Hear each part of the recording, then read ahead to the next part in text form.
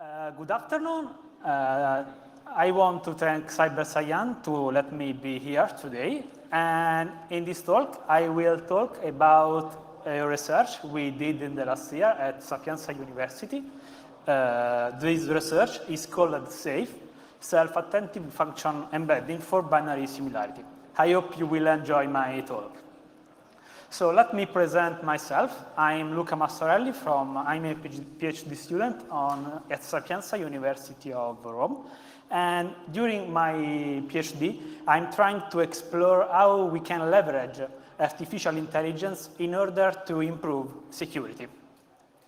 So one important task in security is, of course, reverse engineering.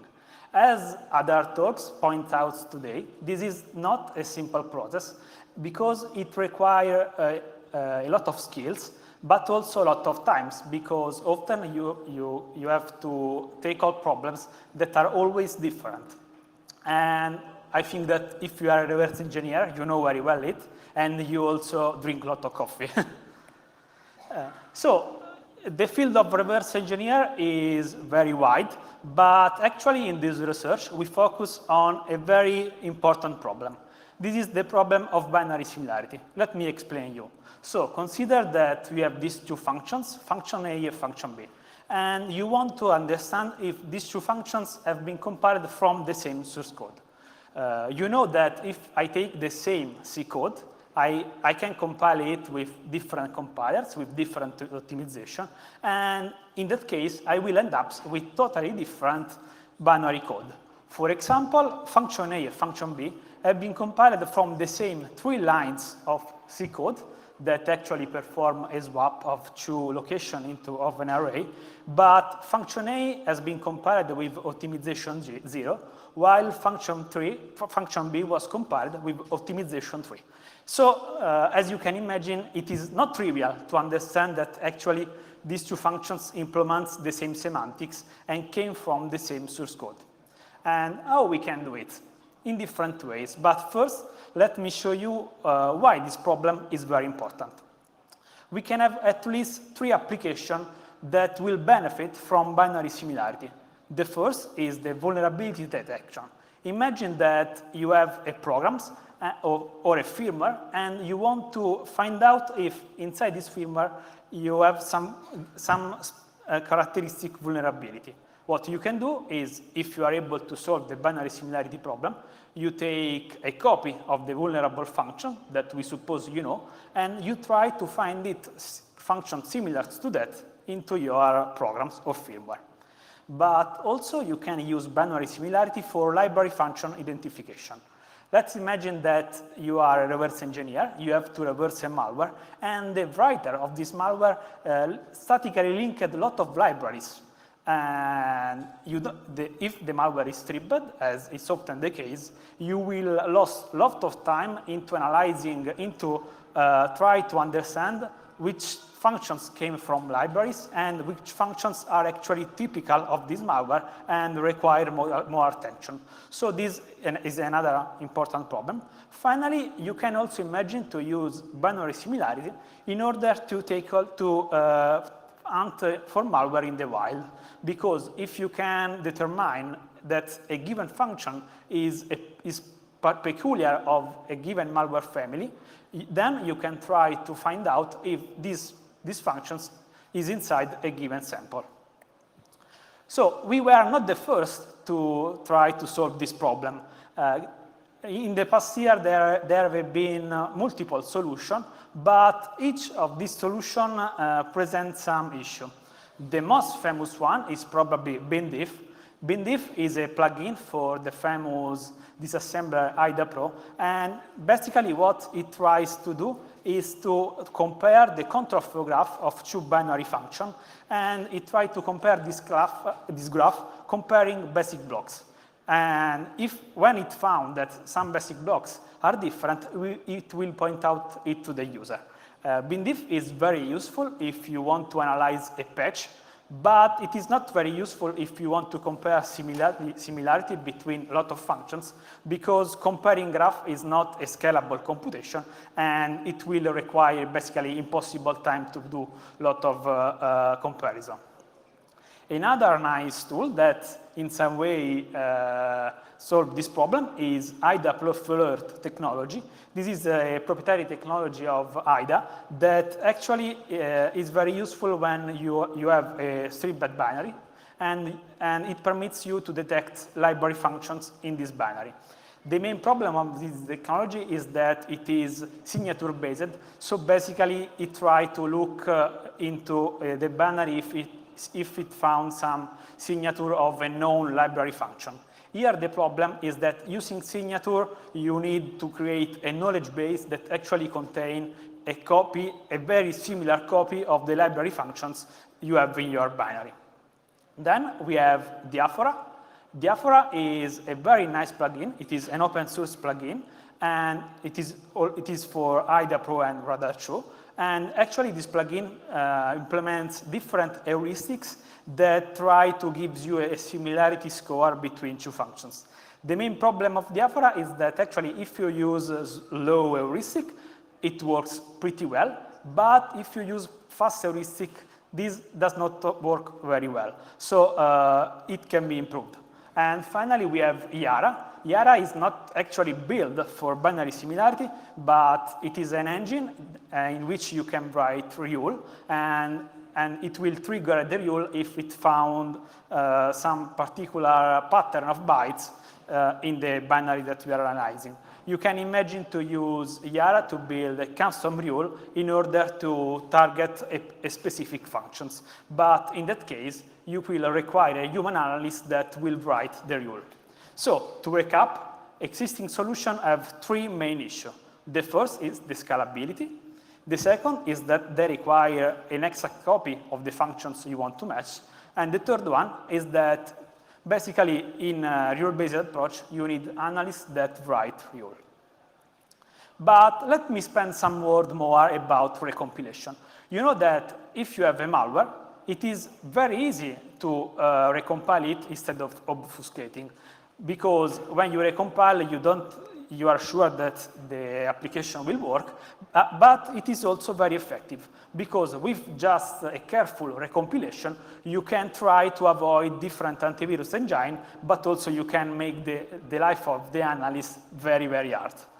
And so in our research, our goal was to find out if we can make something more, and if we can build new solutions that are both efficient and effective in order to solve the binary similarity problem.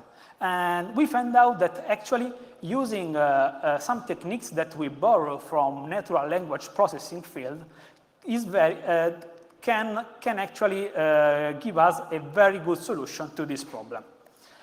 So the technique we use is based on the famous model that is called word2vec. This is a model that has been built some years ago, and basically it permits to associate to a given word in a text an embedding vector. So let me explain what is an embedding vector. An embedding vector is actually a series of numbers, an array, you can imagine, that represents an entity. And for example, in the natural language processing field, you can build embeddings for word, sentences, or word documents. But what is very nice of the embedding is that if I have a good model that is able to take as input words or sentences and to give as output embeddings, these embeddings actually will preserve some information of the entity they represent. For example, in the case of words, embeddings are able to represent the semantic similarity between words. To make an example, imagine that you have two words, binary and binaries. If with your word2vec model, you can associate to these two words two embedding vector. This embedding vector will be not randomly. And since the word binary and binaries have a very similar meanings, when you will compute the dot product between these two embedding vectors, if the model is good, the dot product will be very close to 1. So why embeddings are so important? They are so important because basically they permit to make fast computation because working with vectors, it's really easy and fast if you use, for example, GPU and NVIDIA, and also are very easy to share. So embeddings are a very good candidate in order to represent functions. Our idea was to associate to each binary functions an embedding vector, and then computing the similarity between the similarity between the functions using these embeddings. The idea is very simple, but the main problem is how we create this embedding, how we can train a model that is able to take as input a binary functions and to output a semantic preserving embeddings. Let me show you how does the word-to-vec model works and how we apply it to the binary code. So the idea of word-to-vec is very simple. The underlying assumption is that actually the meaning of each sentence into a text is represented also by its context. So what the word-to-vec model tries to do, it tries to predict a word inside the sentences given its context. So, for example, in the third line, the model tries to predict the word brown, given the word the quick and fox jumps. In this way, at each iteration, the model updates the embeddings of each word that are initialized randomly, and at the end of the training, we will get embeddings that actually represent very well the semantic of the word. In order to show that this works, I have this plot. And for example, if we plot the embedding of the words into a plane, we can see that this embedding preserves relationship between words. We can also imagine to ask to our model some kind of relationship. For example, the research that first developed word-to-vec model tried to answer to the model this relation. Man is to women, as king is to, and they measure that effectively the embeddings that correspond to the solution of this sort of equation was the embedding of the word queen. So if this model works very, very well, it is also able to associate to nations, their capitals, for example, and we decide to try to apply it to the binary code. So basically, we disassemble a lot of binaries, we create a very huge corpus of binaries, and we train the model over them. Basically, our model was trained in order to predict an assembly instructions given its neighbor. So when we train our model, then we also start to ask to our model some questions. For example, this one. Push RBP is to pop RBP as push RX is to, and we see that the model answers with pop RX. So the embeddings effectively represent in some ways the semantic of the instructions. We can also visualize this in 2D planes where we project the embedding of each instructions, and we see that actually these embeddings are clustered together according to the semantic of the instructions. For example, in the circle, we have embeddings that represent move instructions from the memory to the register R0, while in the triangle, we have all the instructions that represent a move from a register to a register.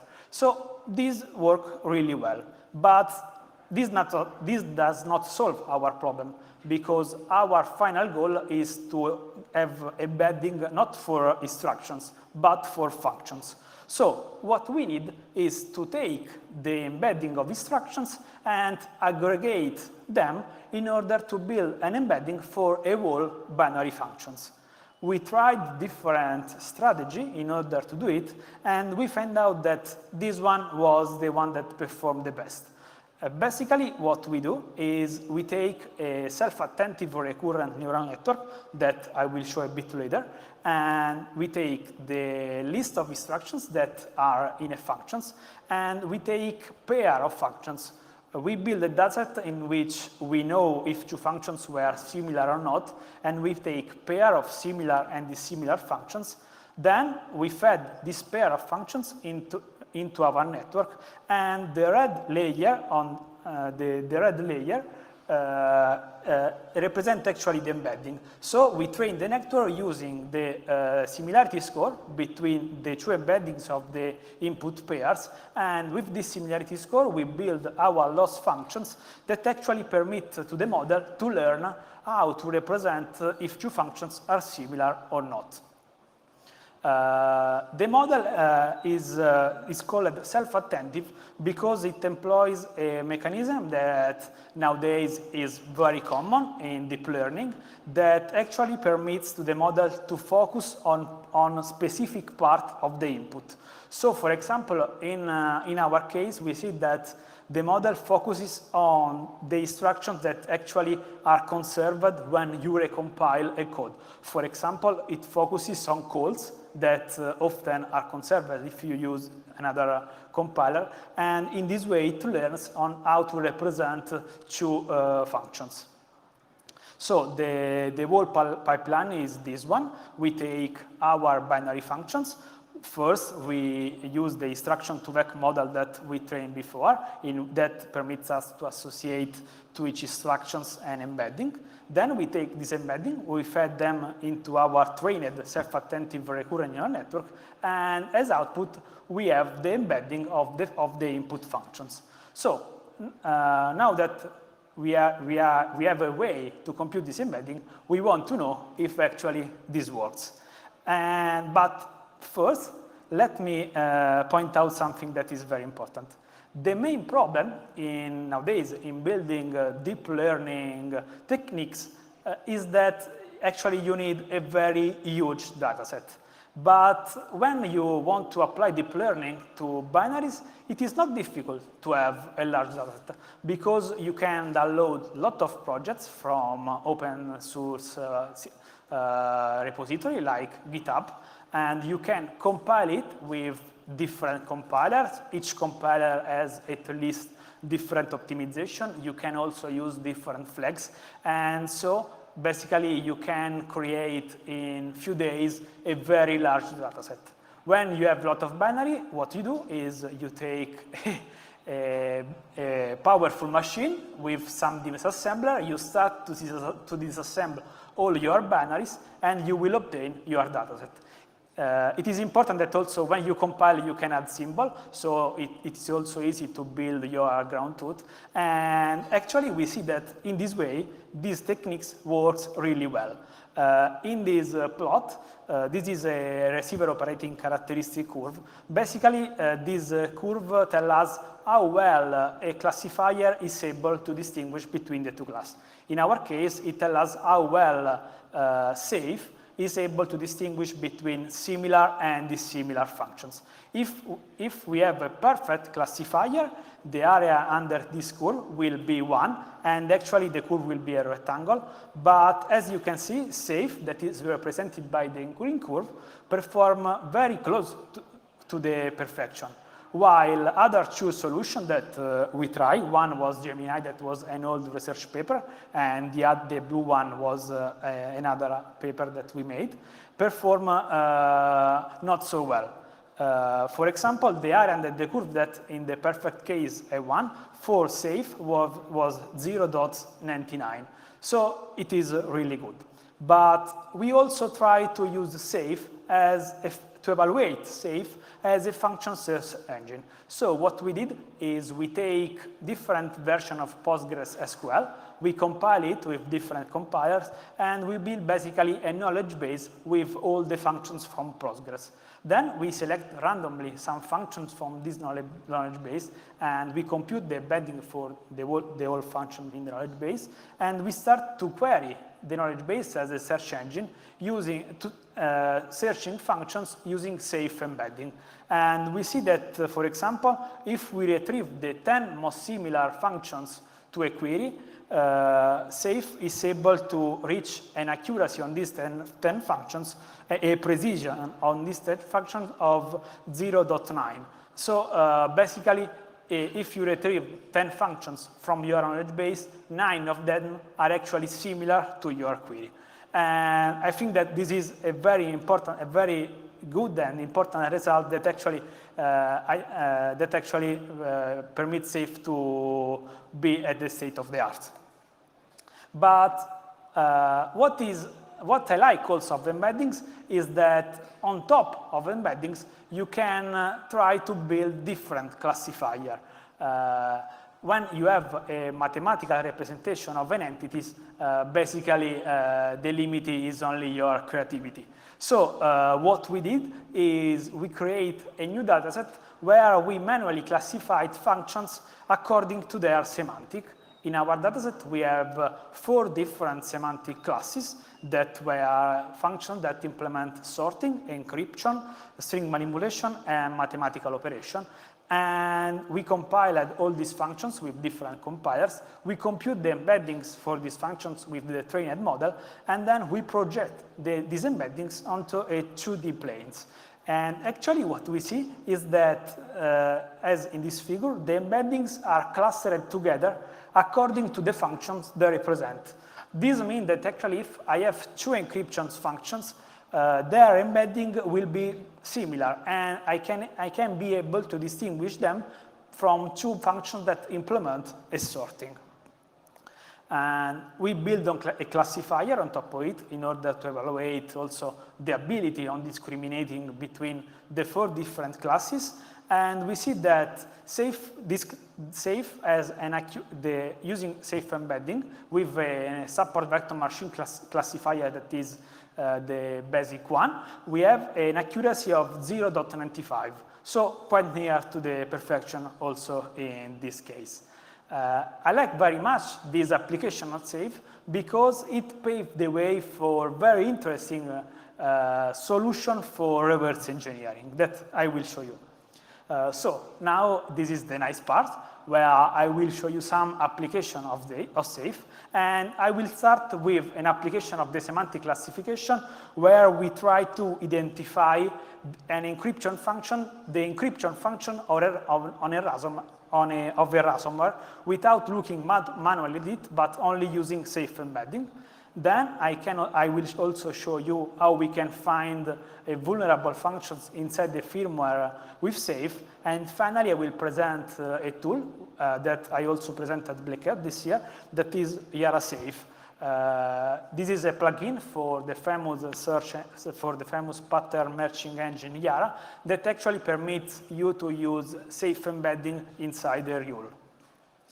Let's start with the first one. So our goal in this case was to try to find out if, using safe embedding, we were able to identify which functions inside the ransomware perform encryptions. So we take a sample of Tesla Crypt ransomware and we disassemble it with IDA and we compute the embeddings for all the functions we found inside it.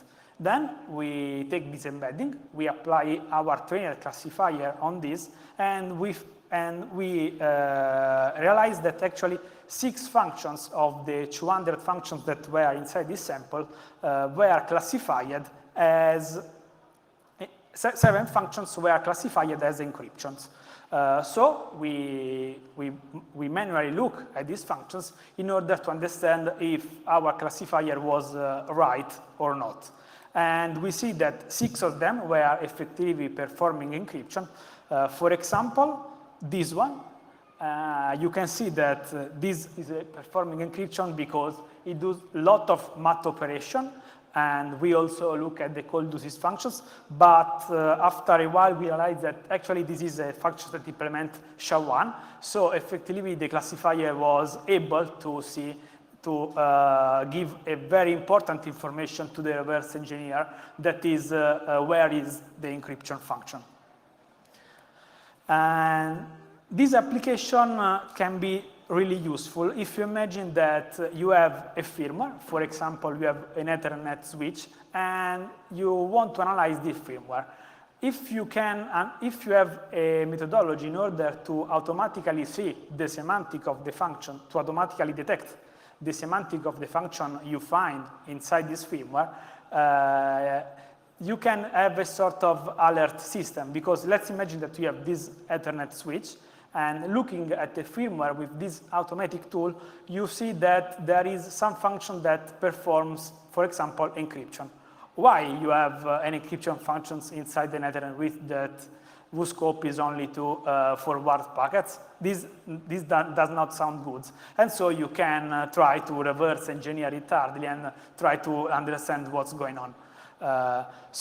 This is, I think, one of the very useful use case for this research. Then the second one is another problem.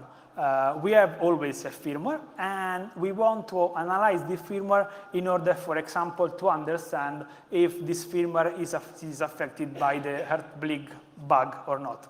As we see before, often embedded systems employ all libraries, and so it is important to understand if they have some vulnerability or not.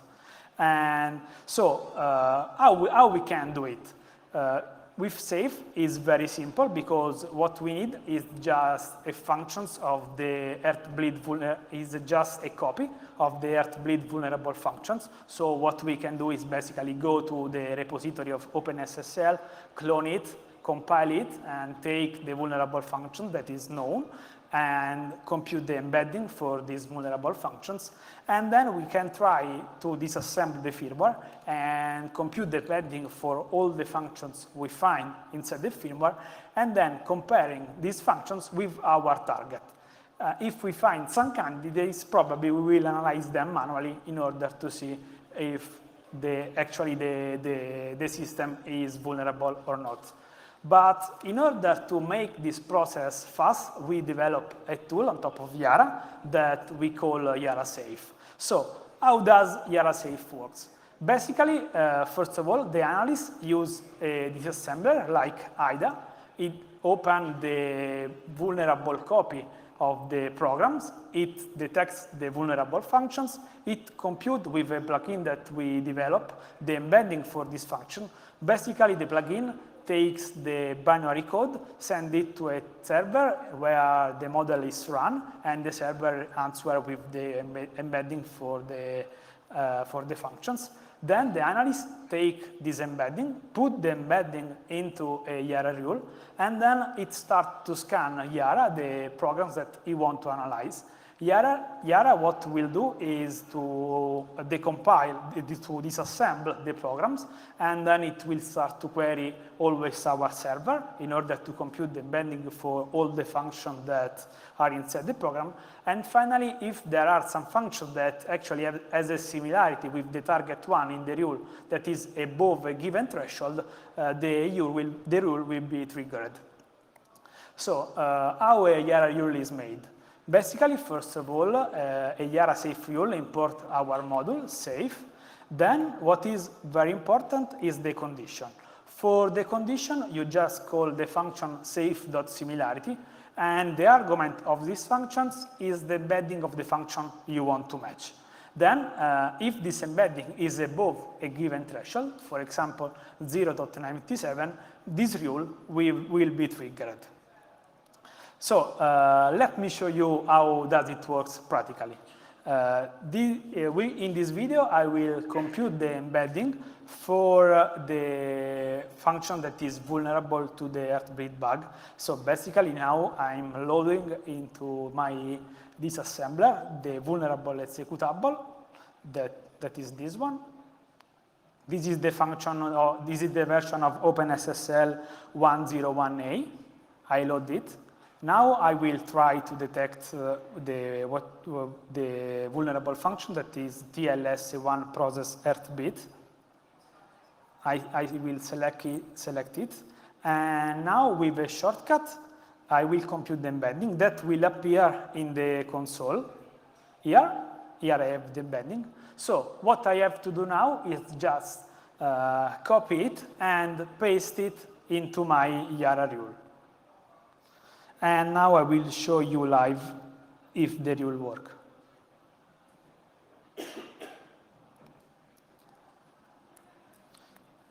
So this is the rule that I have just computed.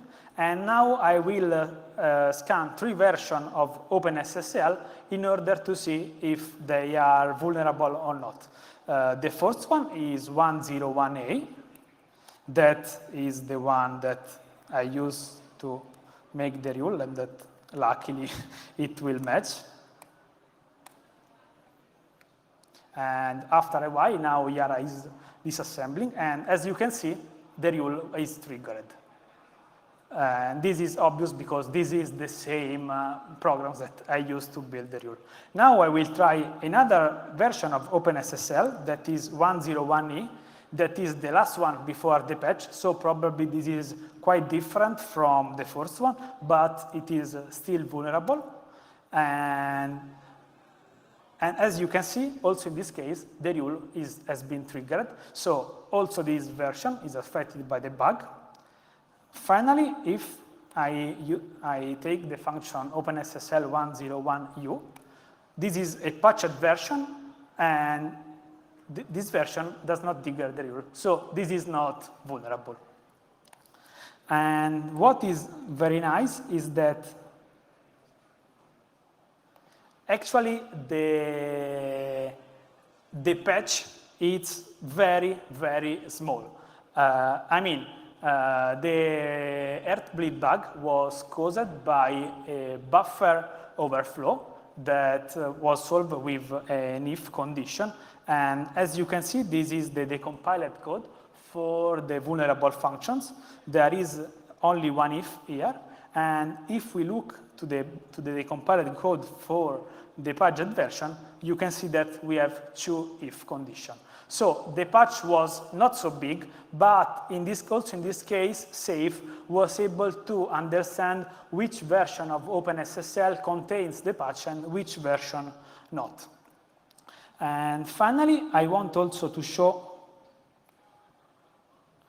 how we can use SAFE to perform malware hunting. So here I have a sample of Vipassana ransomware. This is also another ransomware that we take as example in the paper.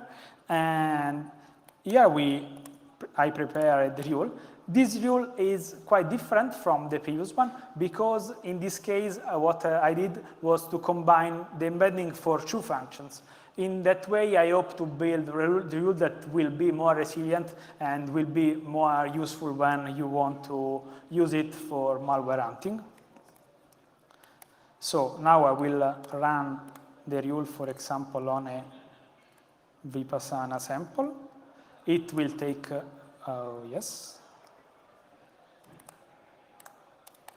It will take a while, less than 1 minute, because here the bottleneck is the disassembler that has to disassemble, and this sample contains a lot of functions.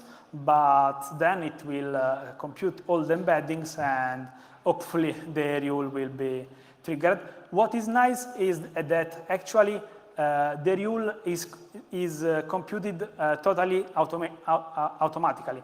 You don't need an analyst that analyzes the sample and try to understand which part of the function change when you recompile it and use wildcard and so on. But as you can see, the rule here has been triggered. But the computation of the rule is made by the model that has learned to compute this embedding during the training stage. And with this rule, you can basically create a lot of rules to match malware automatically. And now I will try to run the same rule on something that is not the same malware, but the same malware. This is a sample of the infamous WannaCry ransomware.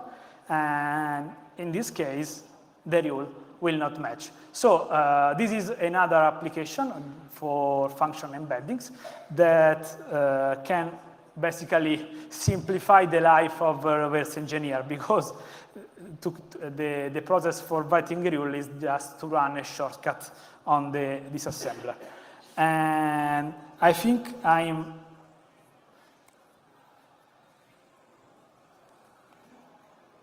okay.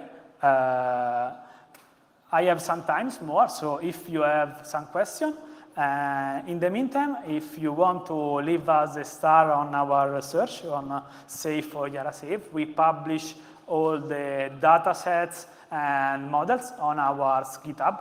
But also, if you want to have a look to our paper, you can download it from archive. And thank you for your attention.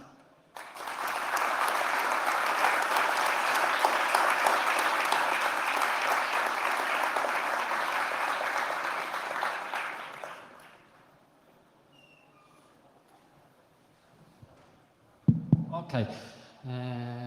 Domande per Luca? Ne abbiamo? Dai, reduci, eccomi. 1, 2, ok. Inizia da qua. Just a speculative question. Yes.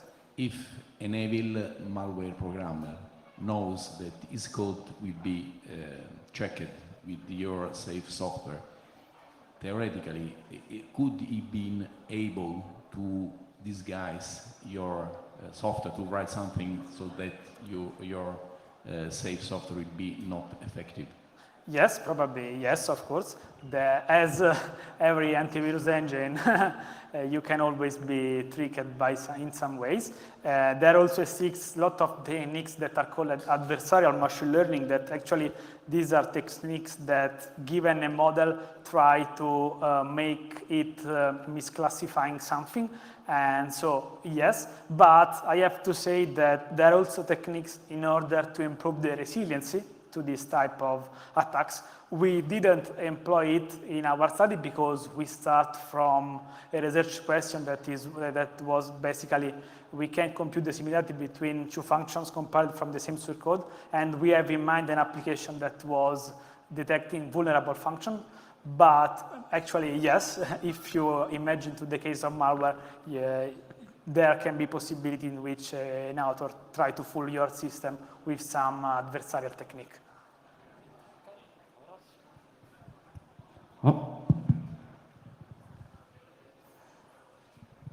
Just curiosity. Yes. How many people and how much time it costed the whole project? Oh, yes. And our research group was made by 5 people. And the time was basically 1 year, the first year of my PhD. Actually, we start with an idea where we does not use a self-attentive neural network, but we use a network that was trained in a similar way, but take as input the control flow graph of a function. In our initial idea, using the control flow graph could improve the results, but then we find out that it is not in this way. Basically, if you consider the list of function, it works well, but we realize it after a while because we spend a lot of time in order to create the dataset, build the first system, and after a while we realized that this one was the best way in order to compute similarity. But it was, I have to say that it was a really nice project, and I have worked with people that are really good, and I have really enjoyed doing this work. Altre domande, se ce ne sono? Non vedo. Ce l'abbiamo? No. Ok, grazie Luca. Grazie a voi.